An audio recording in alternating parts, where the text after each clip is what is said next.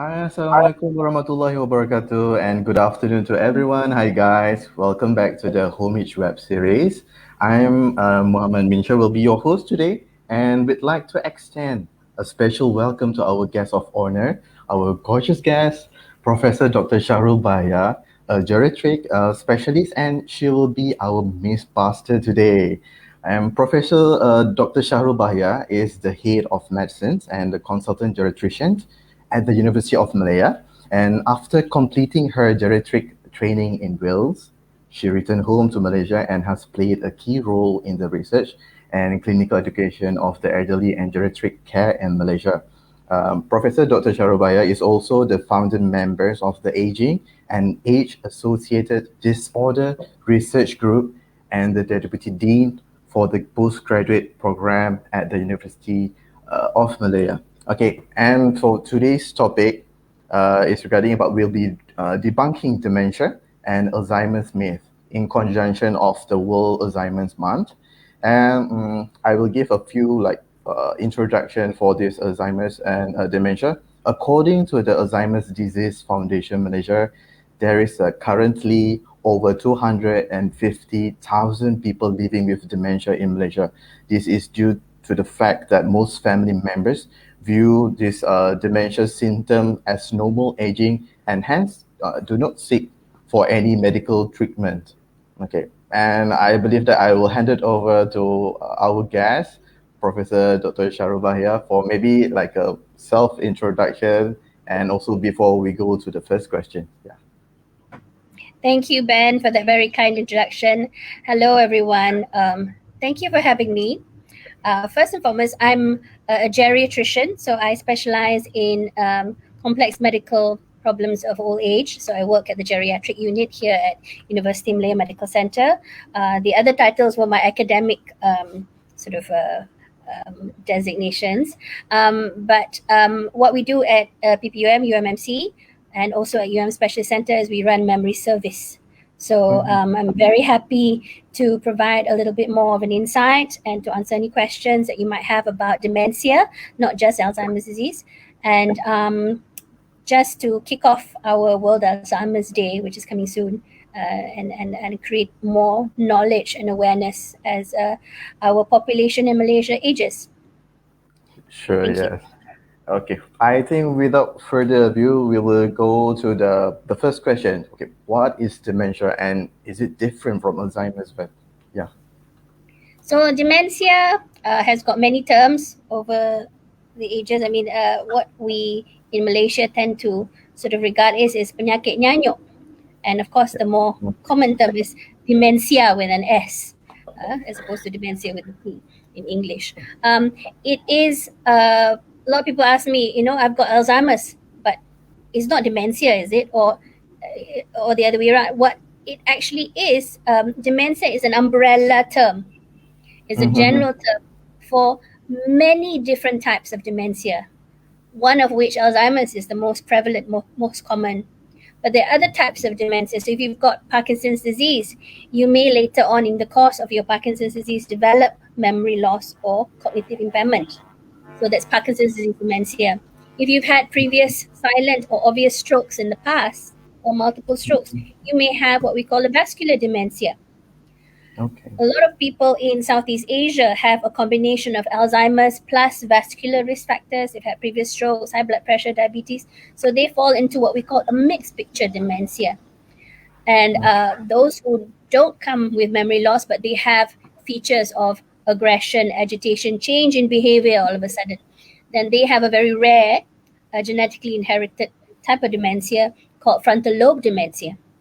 And then some people have changes in behavior and then have some features of Parkinson's disease, and they may have dementia of the Lewy body type. So there are very many different causes of dementia, and which is an umbrella term, and Alzheimer's is the commonest. I hope that answers your question. Okay, because from my understanding, it's always like dementia and Alzheimer's is always we associate, and the one I know is dementia is something like we have to do something with the brain damage, right? And So some changes in the architecture of your brain. It's what we call it's it's an umbrella term for what we call a neurodegenerative disease. So the brain cells degenerate and you have loss of your brain. Your brain shrinks, uh, and the pathology, and depending on the type of dementia, is gives you the type of dementia that you have. So if you have more frontal lobe changes, you may have changes in behavior. If you are more certain parts of the brain, in the back of the brain, which controls movements, etc., you may have Parkinson's related or Parkinson's like dementia.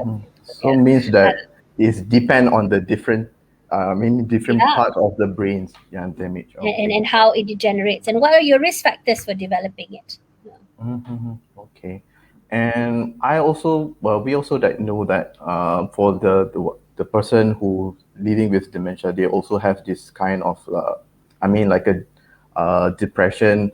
And what I think it will go to the second question is what is sundowning? They would call this sundowning in people living with dementia. Okay. It's actually to do with changes in your brain that affect your biological clock. So therefore, you tend to confuse your sleep wake. When you're awake, you should be asleep. You're awake when you should be asleep, and you're asleep when you should be awake.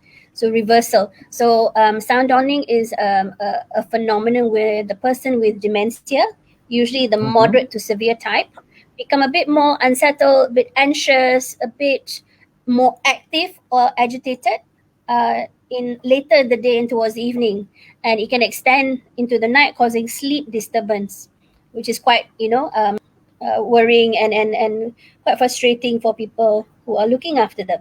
Semua orang lain tidur, you're awake and active, wanting to go out. So there are certain triggers to this. And as your dementia gets worse, these symptoms may become a little bit more often, more obvious. And people with what we call sundowning, orang Melayu dulu kata dah dekat maghrib dah nak naik, dah berubah dah perangai, dah unsettled. And orang Melayu kata, oh mungkin kena buat. You've been charmed, etc. So that's some of the myths that may make things worse because you think based on certain cultural beliefs, but it's actually sundowning that is the cause of this, and is usually triggered by an unmet need.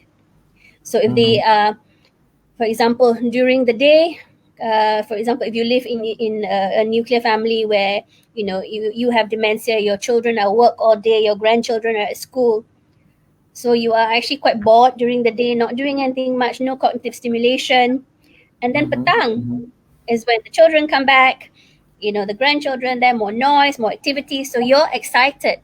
So Okay. where you've been asleep and stagnant during the day, tiba-tiba petang, you're up. So someone with dementia are a little bit more triggered by those kind of activities. So sometimes pain can also bring about, uncontrolled pain can within someone with dementia can make them a little bit more agitated, and that usually can happen at any time of the day, but worse in the evening. If overstimulation later in the day with activities, as I mentioned earlier, or maybe certain types of food, you have more sugar, more caffeine towards the half of the day, then you may trigger more sundowning in someone who is living with dementia. So Oh. there's so many different reasons. So the main thing is when this happens is to find out what is the baseline and what are the potential triggers. And that's what we in memory clinic and when we interview the carers and the family, we try and find out. Okay, like you mentioned earlier, that dementia is like it's depend on the different parts of brain which is damaged. And is it about the sundowning? Sundowning also is also like associate with maybe if the person have Alzheimer's because of dementia and have Alzheimer's, and he have like different experience of sundowning. No, I think it happens in general. Some people don't have sundowning at all. It Okay. depends on the social environment as well. But commonly, it does tend to affect not just Alzheimer's but other types of dementia, because it's just a change in your biological clock, because of the structural changes that have occurred with the nerve loss in the brain. Yeah. Okay, sure. So I guess we will go to our next question. The purpose you are here is to become a mythbuster, actually. So the third question is Mythbuster. Wow, not a ghostbuster. no, I did no goose here. Is mythbuster. So the third question would be the common myth surrounding dementia. Yeah. Okay. I'd like to say that, I've met and I've had the honor of meeting a lot of family and persons living with dementia who are really, really very, very upset, frustrated, confused, and they are kind of affected by all the things that are out there about dementia. So these are myths that I hope to disprove. um, a lot of it is, sometimes, which is quite sad for the person living with dementia, is that they're doing this on purpose. The person living with dementia who may have behavioral changes, they're saying they're doing this on purpose. They know what is going on. They know that they're doing this to me. For example, a daughter bringing in their mother with dementia. She's is an act. Could this be an act? Usually Mm-hmm. once we diagnose, it's usually not an act, and what is the person that is a family caregiver that finds frustrating is that, oh, she's very intelligent, it can't be dementia, it could be Okay. something else. So it's often very complex to disprove. But once we do certain tests, we find out that in the family dynamics are maybe a little bit different. There's certain issues between mother, daughter, father, son, etc. So it becomes more of a getting to know the relationship, and the person with dementia is not acting up or behaving like this on purpose. It is a disease. So myth number one, it's not Mm-hmm. a behavioral problem. It is actually, dementia is a disease that you have to, and it's not someone doesn't just pretend to have dementia. Correct. Uh, but one major myth is all types of memory loss are a sign of dementia. That's myth. That's Okay. myth. Yes. Not all types of memory loss are a sign of dementia. Memory loss can happen um, if you are coming into the doctor's office and say, so I'm getting more forgetful, what's going on with me. It could be a number of things. If it could be a sign of depression, especially if you're aware. So this is something that where younger people who complain of it may think, certain stresses may make them, I'm forgetting a lot of things. It could be a sign of depression that needs to be assessed. So if you've got any concern about your memory not being as good as before, then you do need to see a doctor, get a health check, because over 50% of diabetics attending GP clinics, those with hypertension, high cholesterol, etc., they have signs of early mild cognitive impairment, early Okay. memory loss, which is reversible if you reverse your medical condition. Yeah. So Okay. mild cognitive dementia, mild cognitive impairment is a pre-dementia state. So before you develop signs of dementia, so which is why it's very important to actually observe healthy living, take care of your Mm-hmm. health, Mm-hmm. ensure that you don't have any cardiovascular health issues. Get a regular health check. And if you're starting to have memory issues, as you say, then it's good to sort of see a doctor, identify what your risk factors are, because a lot of the things are reversible. Okay. So Is dementia is prevention. purely yeah? Uh, is dementia purely genetics or hereditary? Whilst there are a few rare types of dementia that have a Mm-hmm. strong genetic link, but the overwhelming majority of dementia and Alzheimer's disease cases are not inherited. Yeah, Okay. you can't control your genetics, but Correct. there's some very, very effective things that people can do to decrease their likelihood of developing dementia. So even though you have it uh, in your genes, Okay. and unless it's a single mutation problem, then you may get early onset dementia. Some people have very many different genetic variations in their blood um, that they can actually modify if they realize early on in their life, that they can exercise, they can eat well, they can move, they keep socially, mentally, physically active. Those are things that could actually try and uh, hold off dementia later on, even if you have a genetic predisposition. Yeah. Okay. Okay. And does the dementia only affect elderly? Is it also can affect that youngsters or youth? Yeah. Yeah. So older people, uh, whilst age is the strongest known risk factor for developing dementia, but not all elderly get dementia. So, Okay. young onset dementia, which is defined as onset of symptoms before the age of 65, accounts for only about 9% of cases. So, although, and studies show that, people can reduce their risk of cognitive decline, memory loss, and dementia by being physically active. Don't smoke. Avoid harmful use of alcohol. Control your weight. Eat a healthy diet. Maintain a healthy blood pressure, cholesterol, sugar levels.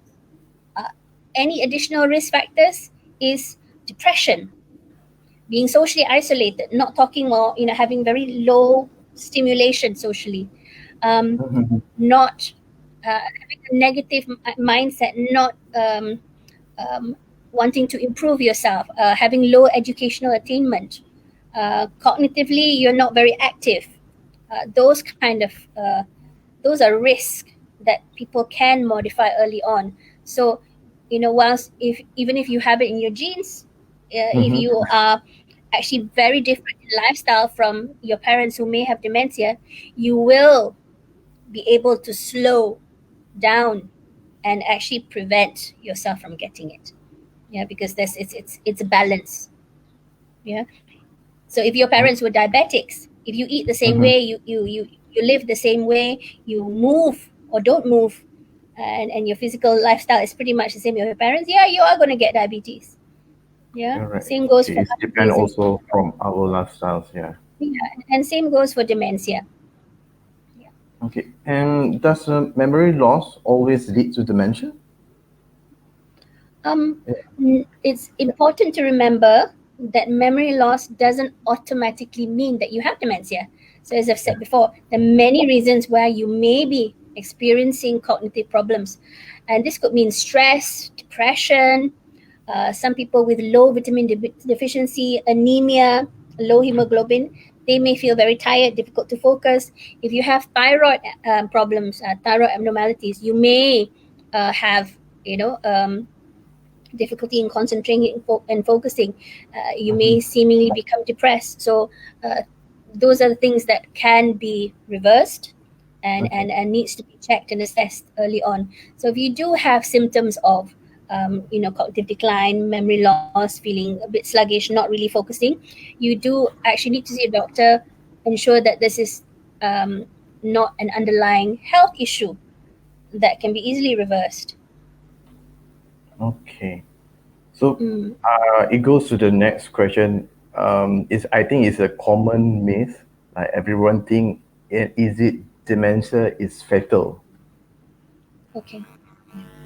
Um, it is a serious, progressive, as I said, neurodegenerative condition, which has a terminal stage towards the end of life. But dementia per se doesn't kill you. It is the effects of having dementia, living with dementia, and deteriorating with dementia that may bring about your demise. For example, if you are having dementia, but you're not in a controlled environment, you can't you wander off and you meet with an accident Mm-hmm. because you're Mm-hmm. crossing the street not realizing that you're having a hallucination. So accidents can occur with someone with dementia, as we found like in the first lockdown. We had a very very very sad story where an elderly woman went missing from her home, and she was found not 100 meters away, dead in the drain, because she wandered off and she had dementia. She lost her way. She may have fallen, hit her head, Mm-hmm. and was found dead. So accidents can happen. And as you get to the later stages of dementia and you become frail and you have underlying health issues. You may stop eating, so you develop an anorexia, and this Mm-hmm. can lead to further weakness and decline and lower your immunity such that you get infections, you become weaker, you may lose and have delayed swallowing. So you can choke on your food and aspirate and get a pneumonia. So that is what kills. If you're immobile, you don't move, and if your caregiver is not aware of the complications of being bedbound, you may develop a bed sore, which is undetected until it becomes really infected, smelly, etc. You become incontinent, and your hygiene may not be so good. You develop urinary tract infections, so on and so forth. So these are the things that actually lead to an earlier death. Um, Okay. but death is happens to all of us. But how we Correct. get there Yeah. is usually can can can Okay. cause So everyone. you mentioned just now that like dementia is affecting the brain because the brain is the important have an important function in our body and our mind, and it's control everything, the way we speak, the way we do things. So does dementia means that if someone have dementia means that the end of autonomy and the decision making of that person itself? I think we have to um, I think this is an opportunity to stop the stigma of having dementia, because what tends to happen, even with mild and moderate stages of dementia, we as family caregivers tend to talk over the patient, talk over the person living with dementia. Suddenly, because you are nyanyo, you cannot Mm-hmm. make decisions. I'm going to decide for you. You cannot do this, you cannot do that. It can be very upsetting. Even though you are forgetful, you're no longer managing your own money, you have to depend on other people, does not mean that you lose your rights, your ability to make decisions. It's a someone who loves and cares for someone who has dementia needs to be aware that you are going to have difficulty dealing with your loved one who is suffering from dementia if you do not take into account their wants and their needs and their voice.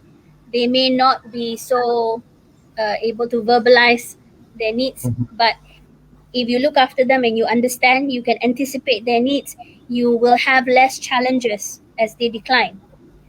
Okay. Um, people with dementia may start to develop challenging behaviors, more aggression, agitation, Mm-hmm. if uh, their rights and their voice and their autonomy is taken away from them. For example, I'll take an example of an old lady who lives in the family. The children are looking after her, and children are working, so you hire a maid.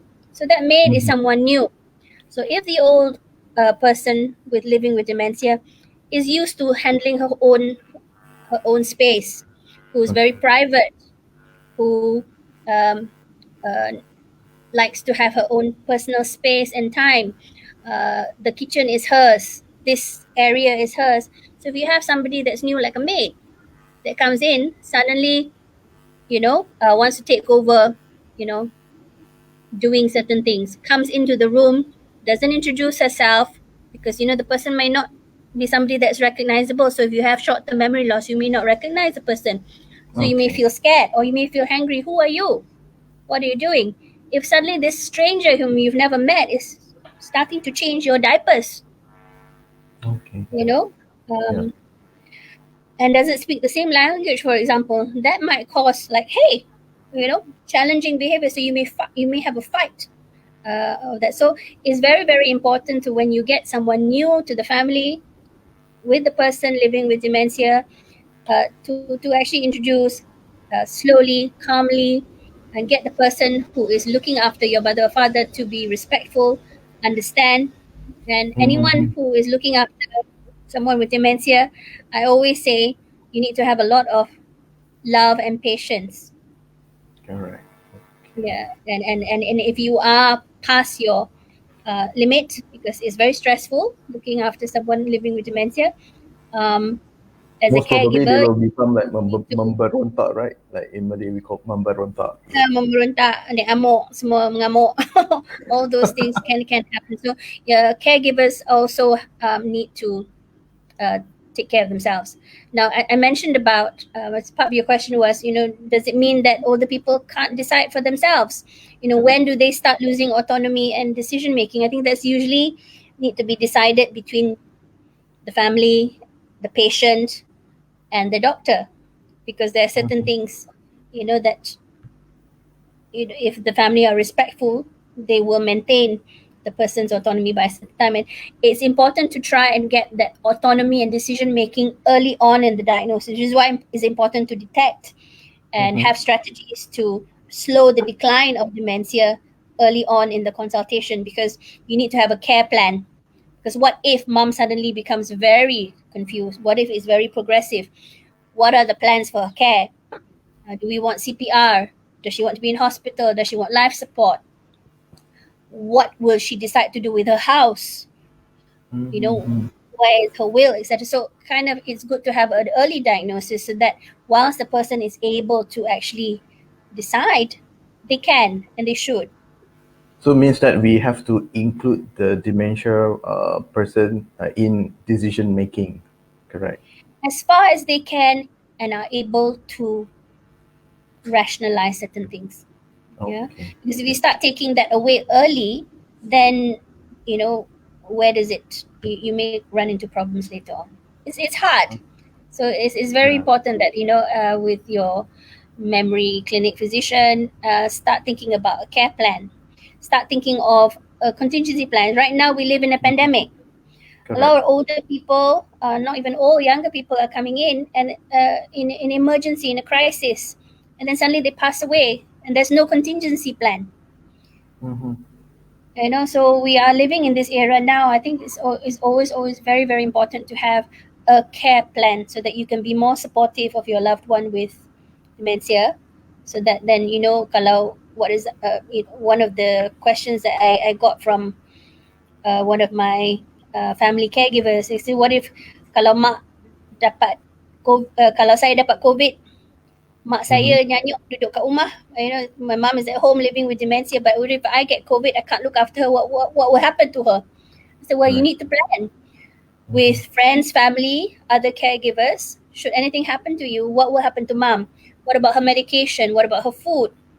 Where can she stay? Who can she be more comfortable with? Even getting medication from the hospital, months ahead of time, etc. You need to actually plan. And we live in uncertain times now, especially during this pandemic.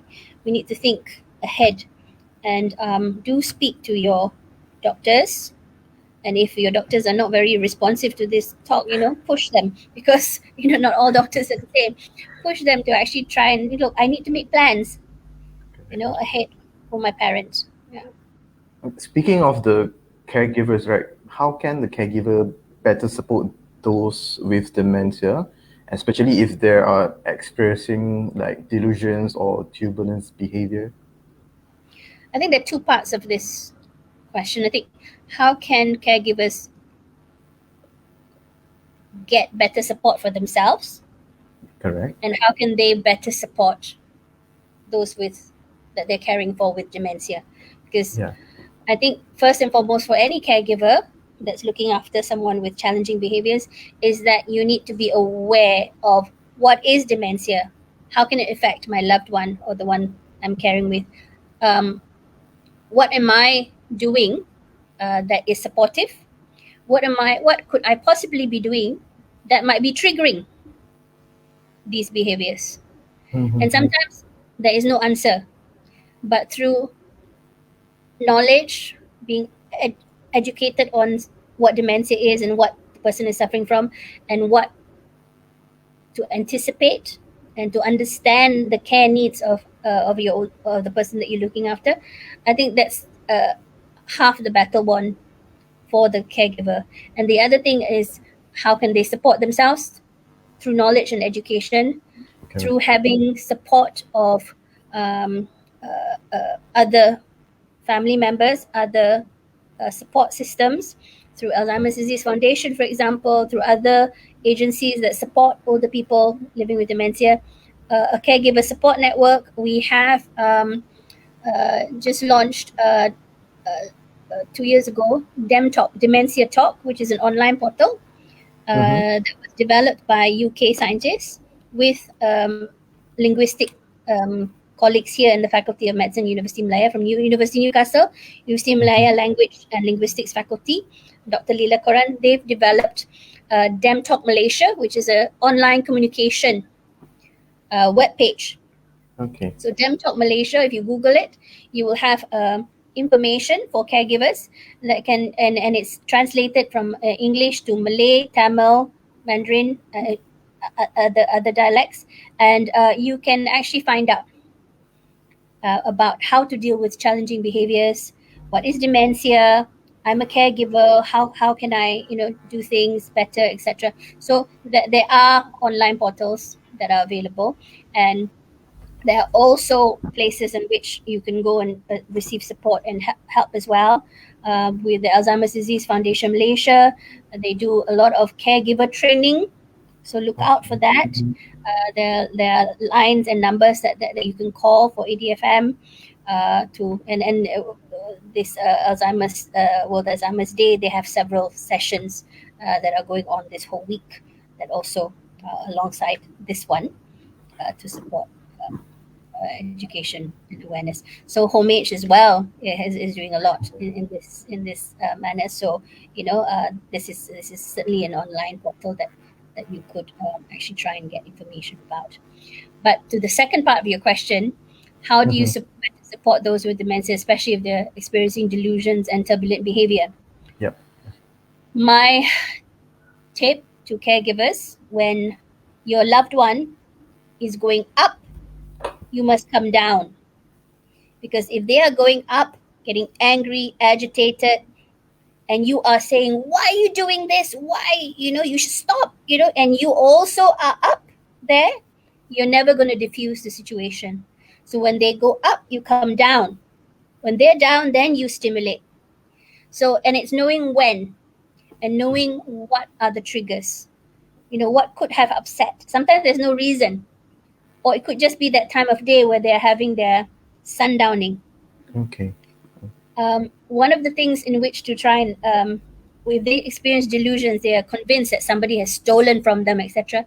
You may at some point go along with it, but the main thing is to reassure. Don't say, no lah, that's not true. If you suddenly challenge them to say what they're doing is wrong, then that might sort of make things a little bit worse. So don't question, just say, okay, you're looking for something, it's missing, okay, let me help you. Or try and distract them by doing some other activities. Because it could be a time when they are actually feeling agitated, unsettled. So you may want to do some relaxing activities, put the music on, do a foot massage. Or it could be that they're hungry or they're uncomfortable, give them something to eat or drink, diffuse the situation and distract. Okay. So, and when they're having turbulent behavior, sometimes it's best to perhaps just stay back, especially if they're in an accusatory mood, becoming very violent and doing things. So make sure that everything is safe, make sure that the environment is safe, ensure that there's no sharp objects, the car keys are away. It is very, very important to not just challenge that behavior, but come down in a way and saying like, okay, mom, you're right. And sometimes even apologize. I'm sorry you feel that way. It's okay. Try and reassure. No, I won't let anything bad happen to you. No. Or you see someone outside. Okay, I'll call the police. And I'll make sure. Don't worry. You just come here. We'll put you somewhere else. You're safe. Don't worry. Reassure them, and then distract them. Give them something to eat and something to drink. And if it gets really, really bad and it's really, really disruptive to your life, and despite doing all this, then you need to make an emergency visit with your doctor to try and see whether we can actually help through non-pharmacological ways. If that doesn't help, then of course we may need to resort to pills, which is something that I'm, may have problems with as well. If you become too dependent on certain types of drugs. Okay. If like one of our family member diagnosed with dementia, and that most probably all elderly not comfortable to go to other place. They like their homes, right? They like their house. Then how can we make a home more comfortable and safe for a person living with dementia? Okay. I mean, this is pertaining to persons living with dementia who become more recluse and socially isolated. So Mm-hmm. I think what's very, very important, like if they are towards the moderate to severe stages of the dementia, um, keeping them at home all the time, we need to ensure that the place is well ventilated, that there is a bright light, sunlight streaming in, windows are open during the day, and you Okay. need to ensure that they are stimulated during the day, doing activities, doing things with their hands, having some kind of physical activity, so that then they regulate the biological clock and ensure that they're active during the day, but and during the evening then start winding down so that sleep is favorable. um, Having an environment, I mean, it doesn't matter what house you live in. You can live in a palace or you can live in a simple house, but the you you know your loved one, you know, the one that you're looking after, and you know what reassures them. So try and ensure that they're as comfortable as possible. Put familiar things there, put photographs, so that, because sometimes older people, if they with dementia, they may wake up in the morning and not know where they are, Mm-hmm. Mm-hmm. and they may not even recognize the person looking after them. It could be their own daughter or son. So you need to, when you wake the person up, wake them up nicely, calmly, and says, "Mom, mom, it's me. It's say your name, touch, relax, and calm." And if they get a little bit, they say, "It's okay. You're at home." He says, "No, I'm not at home." "No, okay, but you're safe. You're with me. You know who I am," and just slowly wake them up. After that, they'll be okay. Give them something to drink. So it's all about not so much designing the home to suit someone with dementia, but it's actually making sure that wherever they are, however they are, that they feel safe, comforted, not threatened, and to ensure that, because if you understand the disease, it's poor short-term memory loss, it's changes Mm-hmm. in behavior, it is Right. a disruption of so familiar routines are good uh, at the later stages. But early on, you want to stimulate and make sure that they keep active during the right time of day.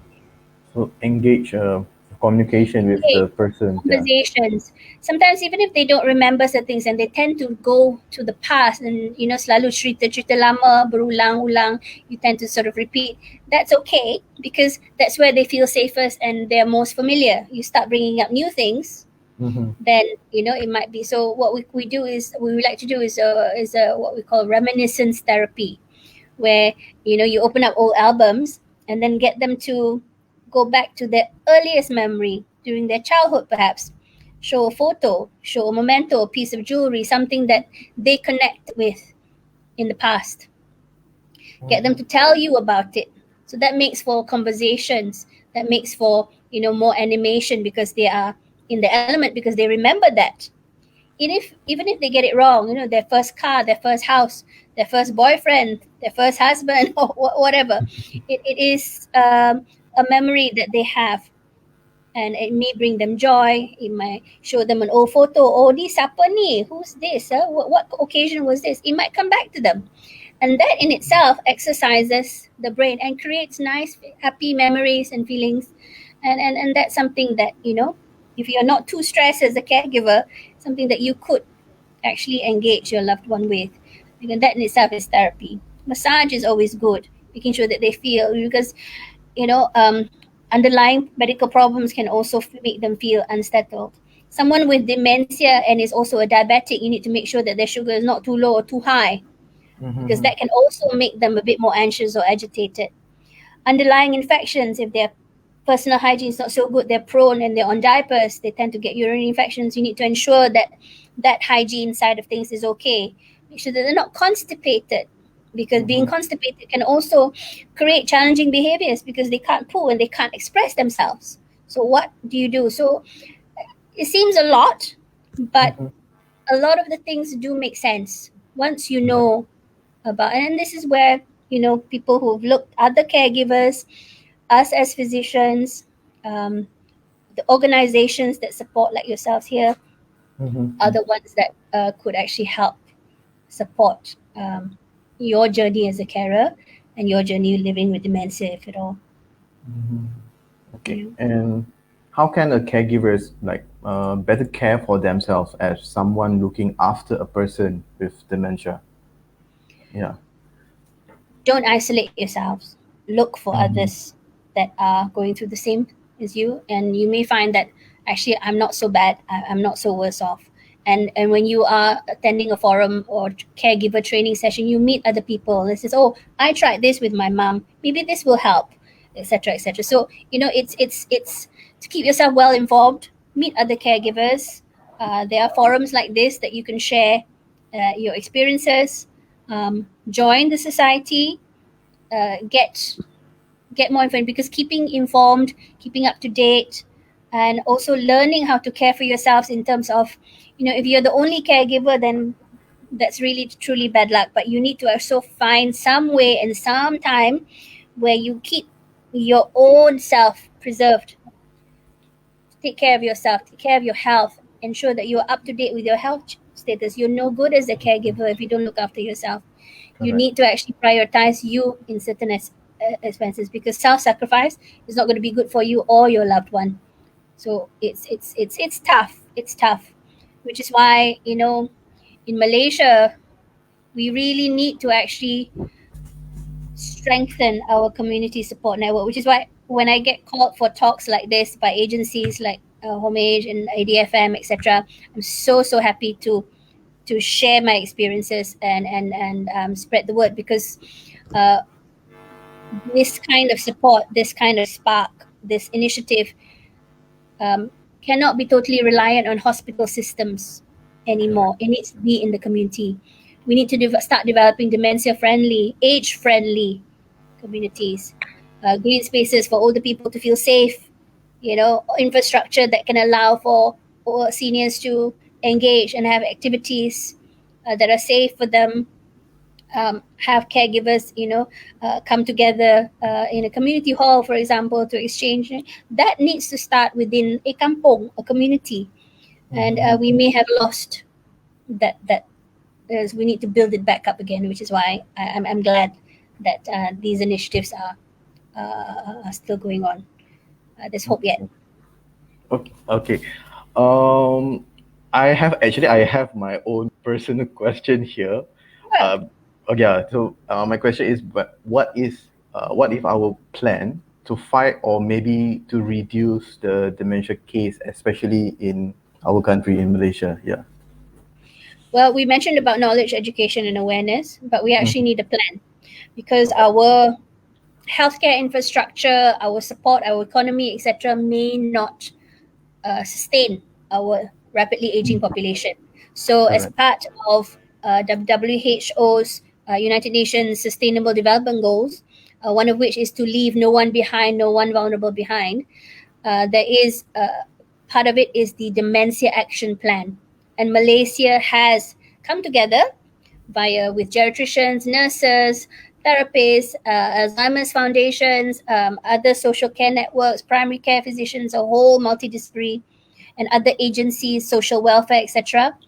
Um, we've come together and we've uh, come to develop a 9-step dementia action plan. Mhm. So watch this space. We are on the way to actually try and formalize this and make this into policy. And there are very many aspects of it that would actually support an age-friendly community. Okay. Okay. So I guess we have a few minutes before we have to end our talk, and yeah, we can move to the Q&A session. So if any of our audience have a questions here, is it okay when we have a question? Yeah, yeah, we already have here the question. Okay. I Yeah, see the hi. question here. Yeah, it's from Shay M. Ayman. Hi, doctor. My aunt has dementia, and we find it very difficult to tell when she is in pain. Are there any tips for this? Yeah. Okay. Look at her face. Usually we tell when someone is in pain if they are, grimacing, or, see the expression. Is she relaxed? She's not relaxed. If she holds herself still, or she's in fact even better holding the area, which that may give you a clue. If she doesn't want to eat when she should, or doesn't want to do certain activities, um, then that might be why. Maybe the fact that she's in pain. So understand what is her normal baseline, and when she changes from that baseline, she's not doing as she should, she doesn't want to eat, she's not wanting to move, etc., then you need to look for where the pain is, whether it's pain, identify, get her checked up. It could be simple back pain, it could be a swollen knee, it could be just because she's stiff and she needs to have a gentle massage, etc. She needs to have a simple Panadol, etc. So anticipate that pain. Yeah.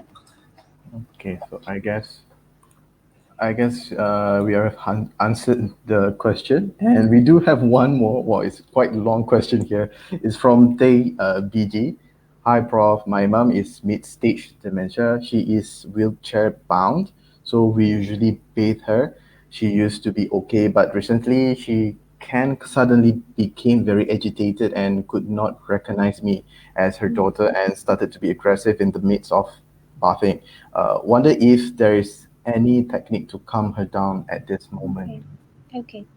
I think when someone becomes suddenly aggressive or changes midway through an activity like bathing, etc., it's often very difficult. So you just need to, if she suddenly forgets you, then reinforce her. Bring a towel, cover her, get her Mhm. warm again, because short-term memory you can't help, and she may forget you. So perhaps before the bathing activity, do some relaxing ones.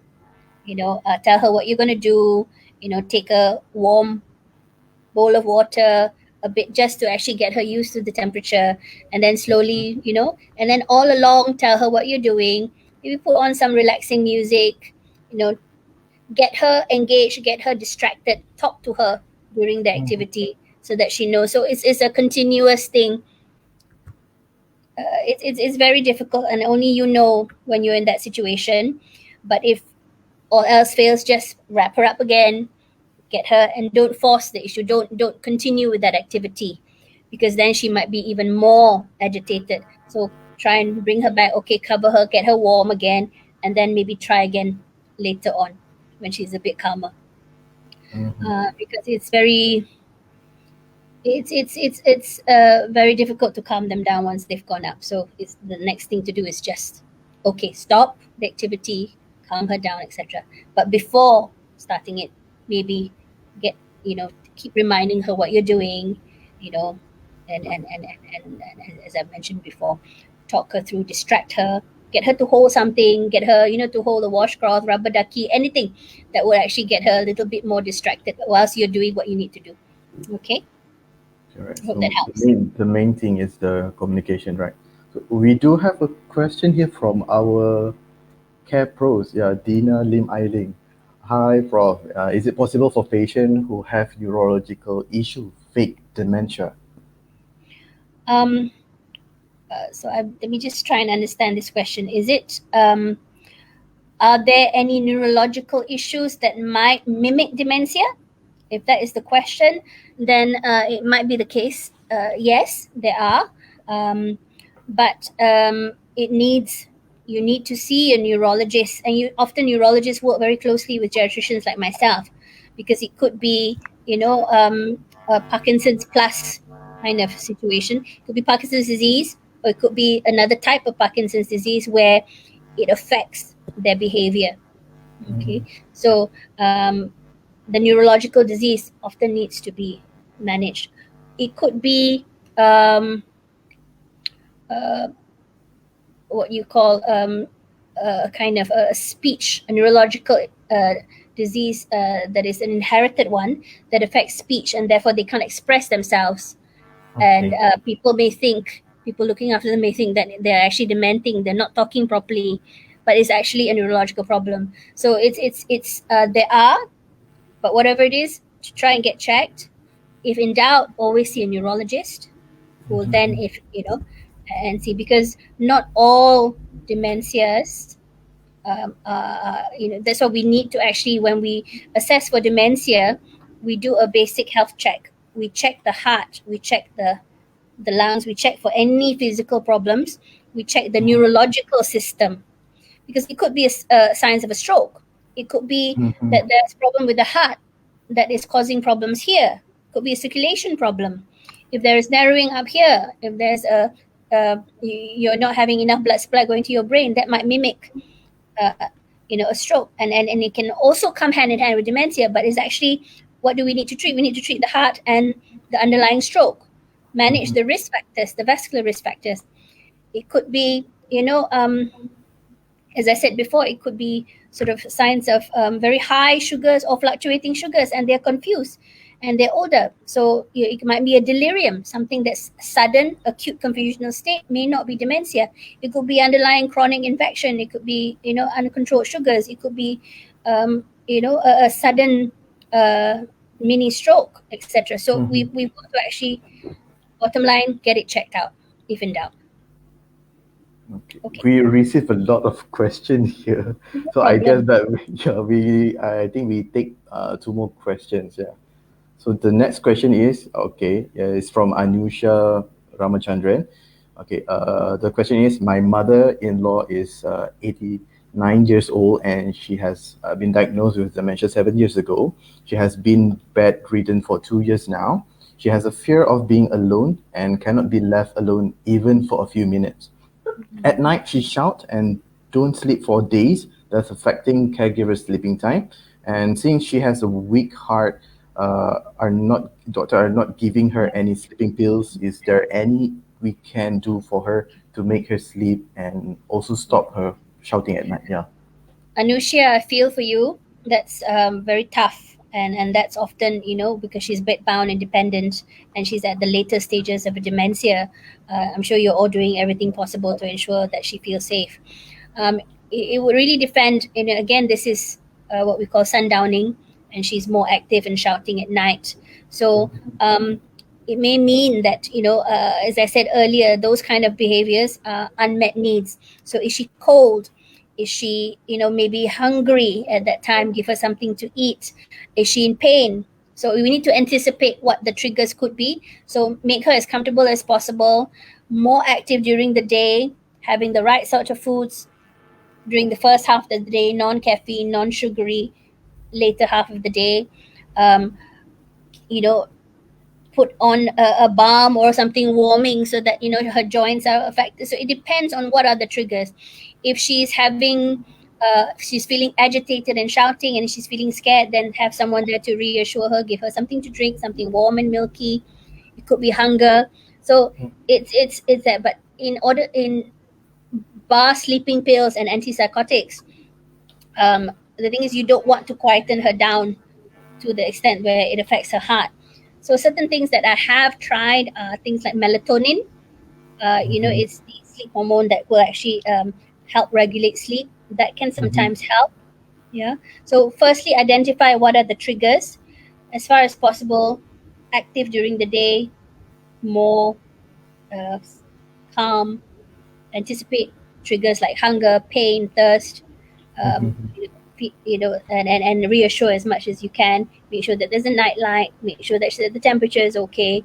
If all else fails, try something like melatonin. If all else fails, then it's really trying to ensure that the caregivers have adequate rest, take turns, ensure that that's possible.